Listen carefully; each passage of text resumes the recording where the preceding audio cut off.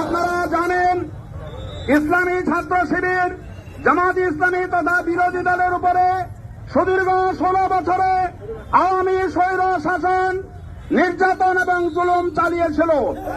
আপনারা জানেন যে নির্যাতনের হাত থেকে জনমানুষও রেহাই পায় নাই। আমাদের শীর্ষস্থানীয় 11 জন নেতাকে হয় জেলখানায় অথবা ফাঁসির কাস্টে অন্যায়ভাবে ঝুলিয়ে হত্যা করা হয়েছে। সংগ্রামী বন্ধুগণ, জুলুম কোনদিন স্থায়ী হতে পারে না।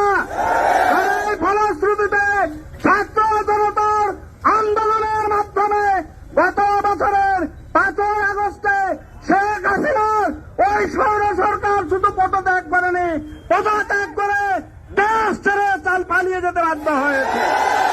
সংগ্রামী বন্ধুগণ, কথা বলার সময় নেই। আমি আপনাদের কাছে বলতে চাই, ফ্যাসিজমের বিচার বাংলার জমিনে হবে হবে।